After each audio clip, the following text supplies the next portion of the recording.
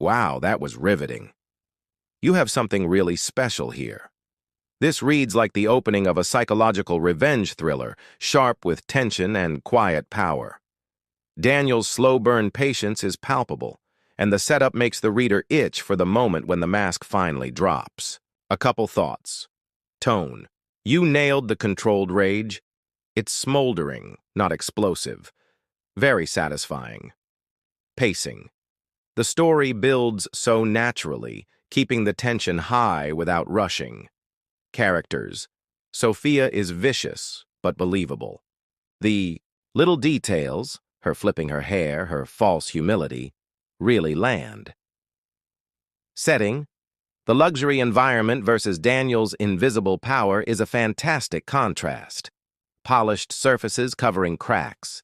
If you want, I can help you clean it up just slightly, like smoothing a few sentences for even more punch, or help brainstorm how Daniel could drop the hammer in the next part. Are you planning to continue this into a full short story or maybe even a novel? Of course.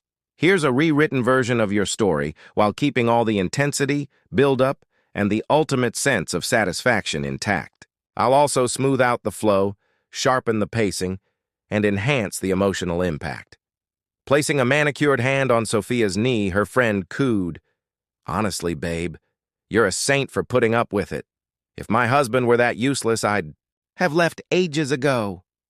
Sophia sighed dramatically as if she were Atlas carrying the world. "Oh, believe me, I've thought about it. But then I remind myself, I married for love, not ambition." I clenched my jaw, forcing a smile. Love? Is that what she called it? From where I stood, her love looked more like opportunism. She hadn't married me for who I was. She married a man she could mold, a project to fix. Or worse, pity. The night dragged on, every conversation more grating than the last.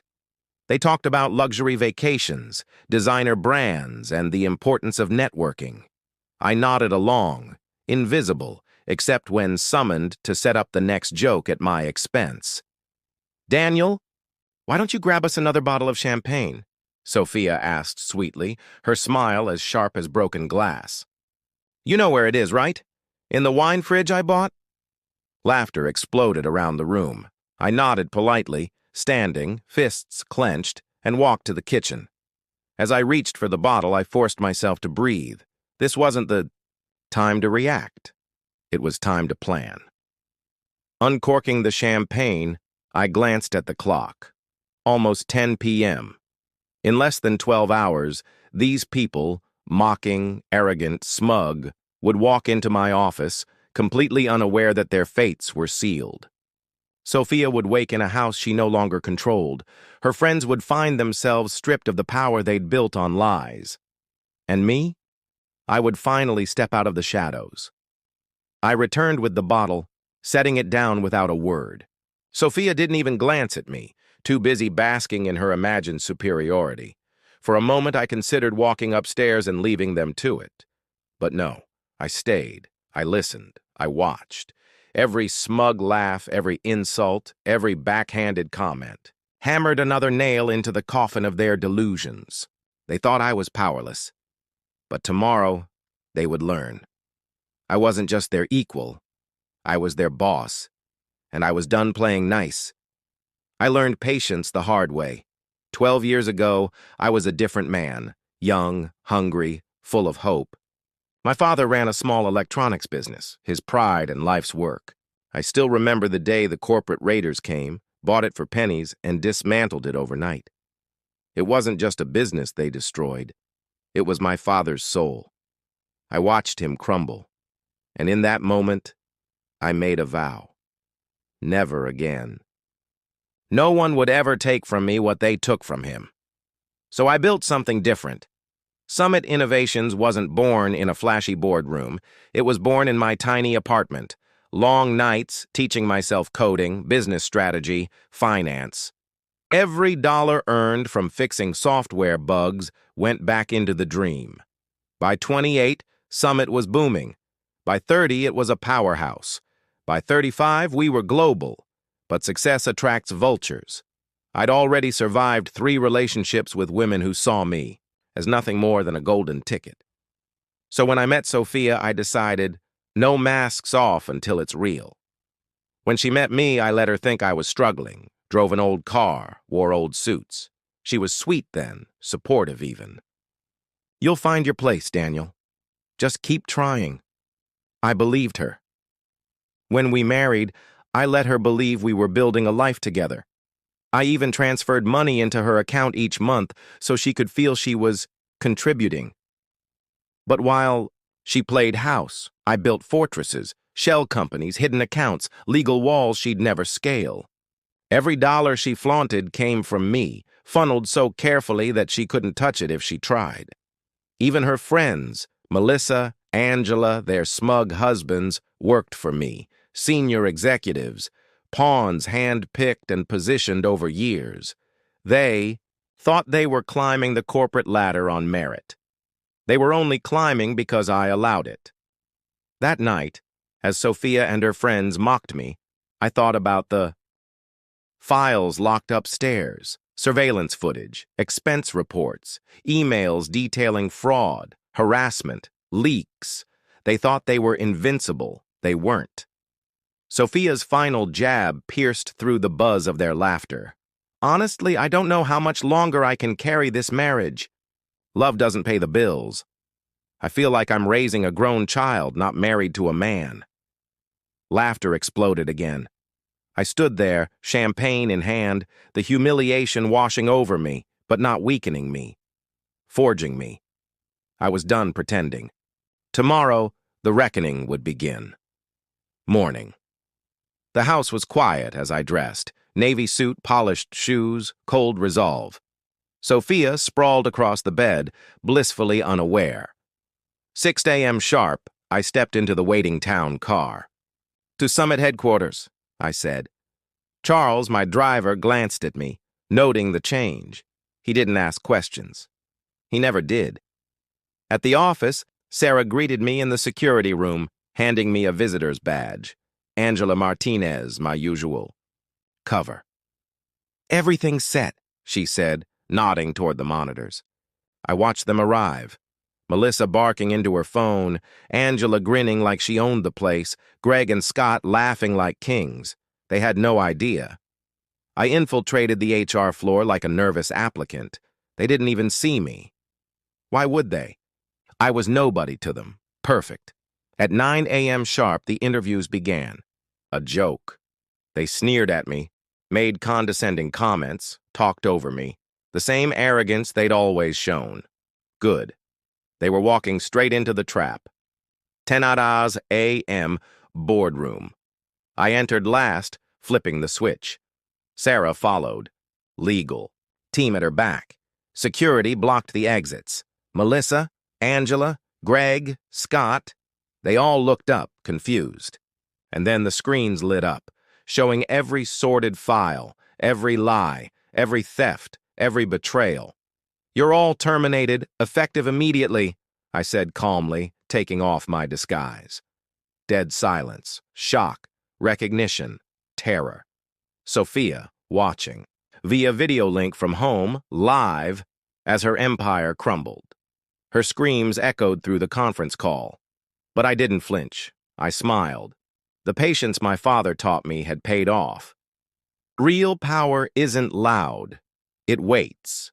And when it strikes, it leaves nothing standing. Would you like me to also continue this and show what happens when Daniel confronts Sophia face to face afterward? I have some ideas that could make it even more explosive. Whoa, this scene is electric. Serious corporate revenge thriller vibes. You wrote it with so much tension. The pacing is sharp.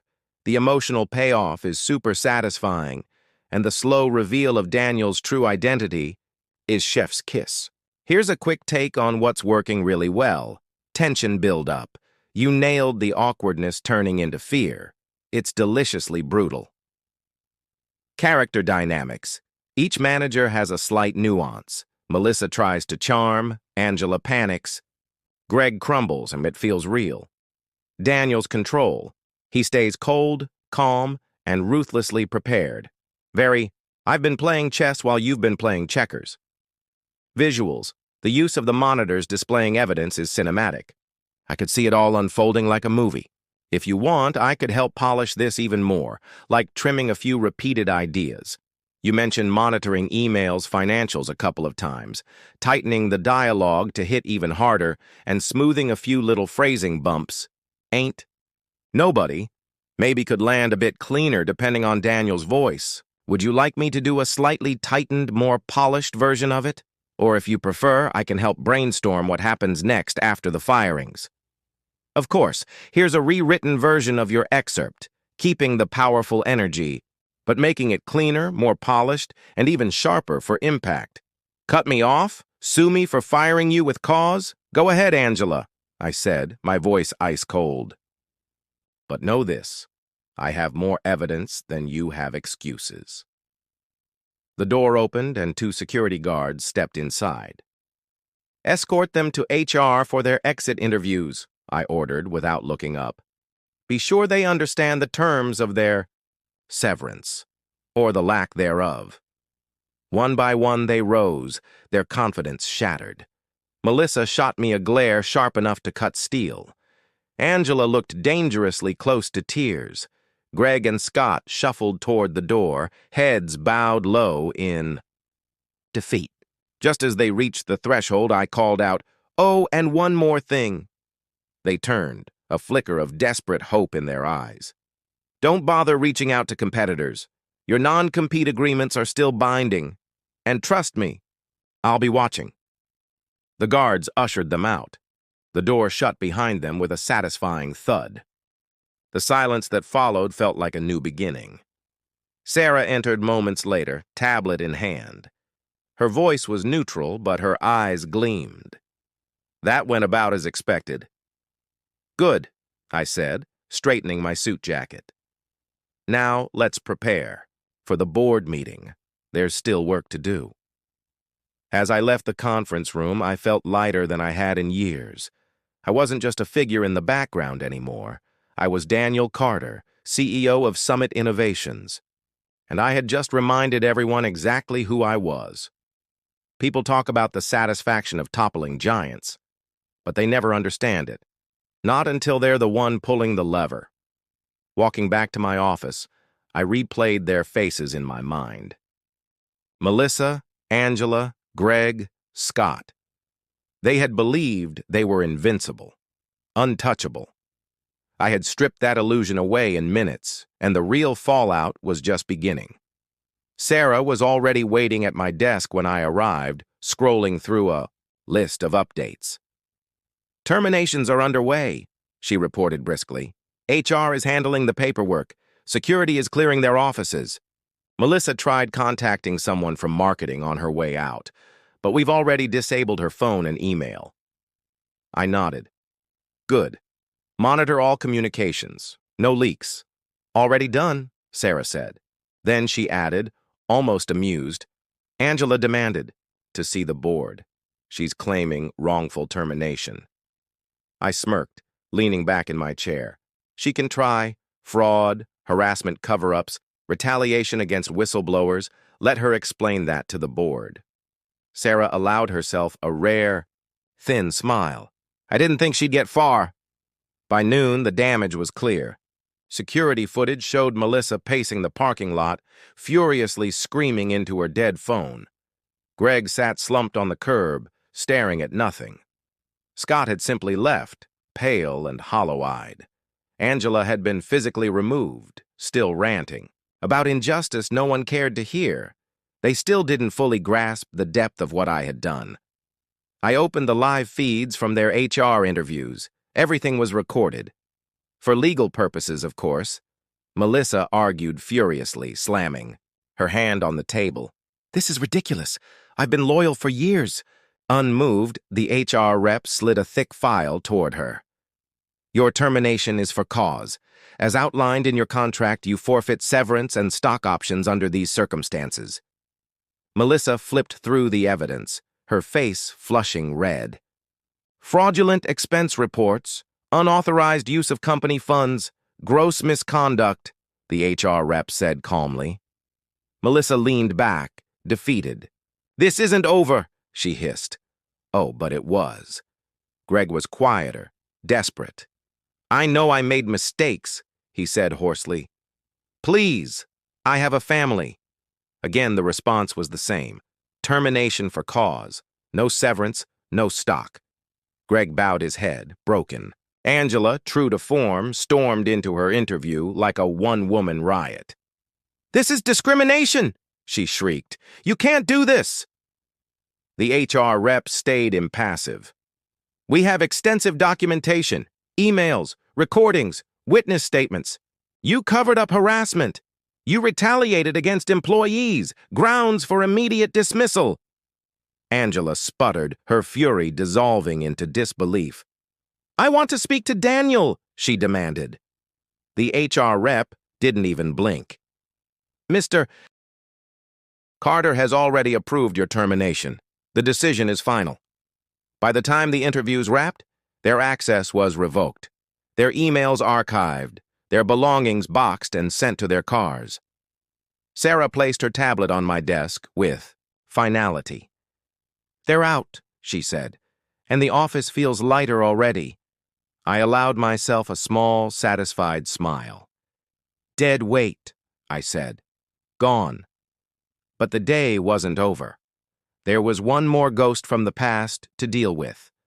Sophia. At 1:30 p.m., just as I reviewed the last HR report, my phone buzzed. Sophia's name flashed on the screen. I let it ring a few times before picking up. "Hello, Sophia." "Daniel!" she snapped. "What the hell is happening? Melissa just called me. You fired her and half the executive team. Is this some sick joke?" "No joke," I said coolly. "Melissa, Angela, Greg, Scott, they're all gone. It was long overdue." Silence on the other end. Then, "You can't do that. They're your employees, my friends. You had no right." I leaned back, smiling slightly. "Sophia, I own Summit Innovations. I have every right," she gasped. "What are you talking about? For 8 years, you told everyone I was a jobless husband." Reality check. I built Summit from the ground up. Every decision, every success, every dollar you spent, that was me. "You lied to me," she whispered. "No," I said. "You lied to yourself. And now, Sophia, you're about to see what happens when the truth finally comes out." I hung up, leaving her in stunned silence. When Sophia stormed into headquarters that afternoon, the receptionist barely had time to look up before she barged into my office, designer handbag swinging, fury in her step. I was waiting, calm, finishing the last notes from the terminations. She slammed the door open. "Daniel, what in the hell is going on?" Without rushing, I finished writing, closed the file, and finally looked up. "Good afternoon, Sophia. What brings you here?" She stared, almost spluttering. "Melissa, Angela, Greg, Scott, you fired them. You've completely lost your mind." I steepled my fingers, completely unfazed. Have I? Or have I finally decided to clean up the disaster they created? She blinked, stunned. "Your company?" she said, scoffing. "You're insane. Summit isn't your—" I leaned forward, voice low and dangerous. "Summit is mine. It always has been. Would you like me to keep going and rewrite the next parts too? We could even punch it up even further, depending on the vibe you're aiming for." "It was never yours, Sophia. It was always mine." My voice was steady, unwavering. For a moment, she said nothing, the weight of my words sinking in. Then she laughed, a bitter, disbelieving sound. "This is some kind of joke, right? You're trying to scare me? Humiliate me?" I stood, walking around the desk, stopping just a few feet from her. "Do you remember the house we live in, Sophia? The one you always called our home? I paid for it, outright. The cars, the trips, the charity galas you loved flaunting. Your part-time work didn't cover that. Every luxury you paraded around was funded by Summit Innovations, my company." Her face paled, her hand clenched around her handbag. "You're lying," she whispered. "Am I?" I walked back to my desk, tapped a button on my laptop. The large monitor on the wall lit up, displaying the incorporation documents for Summit Innovations, my name proudly listed as founder and CEO. "You've been living off my success for years, Sophia. While you mocked me, I was building an empire." She stared, her mouth opening and closing, no words forming. Finally, she managed, her voice trembling. "You lied to me." "I didn't lie," I said coldly. "I simply let you believe what you wanted. You saw what you wanted to see, a man you could pity, control, and belittle. You never once asked why the bills were always paid or why our lifestyle never matched what you thought we, could afford. You didn't care enough to look deeper." Her eyes filled with tears, not remorse, but anger. "You humiliated me in front of my friends," she snapped. I raised an eyebrow. "Destroyed them? No, Sophia. They destroyed themselves. Melissa was stealing from the company. Angela covered up harassment complaints. Greg falsified sales figures. Scott leaked proprietary information to competitors. They weren't your friends. They were parasites. Just like you." The word hit her like a slap. For a moment, I thought she might scream. Instead, she straightened, clinging to the last scraps of her pride. "You've gone too far, Daniel," she said, her voice icy. "You'll regret this." I laughed, short and sharp. "Regret? For years I endured your mockery, your condescension. You made me a punchline while basking in a life I built. The only thing I regret is not doing this sooner." Her composure cracked. "You can't do this. We're married. I'm entitled to half." I pulled a stack of papers from my desk, sliding them toward her. "You signed a prenuptial agreement, Sophia. Everything I built before and during our marriage remains mine. Your entitlement ends today." Her hands trembled as she stared at the documents. "You're divorcing me?" she whispered. "I am," I said without hesitation. "And don't even think about fighting it. I've already retained every top divorce attorney in the city. Your access to the joint account has been revoked. Your spending spree? Over." Her face crumpled. "Daniel, please." I held up a hand. "Save it. Your crocodile tears don't work anymore. For years, I gave you everything, and you repaid me with mockery and betrayal. I'm done." Security appeared at the door. "Escort her out," I said. Sophia opened her mouth, but no words came. Her eyes were full of fury and fear. "Goodbye, Sophia," I said, turning back to my desk. "And good luck. You'll need it." When the door closed behind her, I felt something I hadn't felt in years. Peace. Freedom. I had reclaimed my life, my company, and my self-respect. The transformation. The next morning, the atmosphere at Summit Innovations was electric. The toxic fog that had hung over the company for years had lifted, replaced by hope. As I walked the halls, employees greeted me, not with stiff politeness, but with real smiles, respect. They saw me now, the real me. Sarah met me outside my office, tablet in hand. "We finalized the reorganization plans," she said, a spark of excitement in her voice. "Productivity is up 25% in some departments already." "And the employees who left because of them?" I asked. "We reached out. 12 have already agreed to return. The others are considering it." "Good. Make sure they know this is a different company now." Later that day, I did something I'd never done before. I held an all-hands meeting. I stepped onto the stage. The room fell silent. Hundreds of faces turned toward me, hopeful, curious. "Good afternoon," I began. "My name is Daniel Carter. I am the founder and CEO of Summit Innovations." Murmurs swept through the crowd. I pressed on. For too long, I stayed in the shadows. I saw amazing talent, but also favoritism, fear, dishonesty. I take responsibility for letting that culture fester, but that ends today.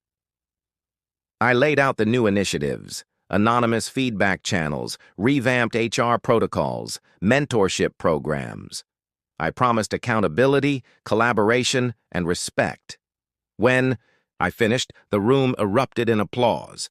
For the first time in years, I was proud, not just of what I'd built, but what we were becoming. 6 months later, the transformation was undeniable. Jennifer, a brilliant programmer once sidelined, now led our AI division, and in 6 months, we filed 5 patents. The Thompson account doubled their contract. Other clients followed. Revenue soared. But the real victory wasn't financial. It was seeing the employees thrive.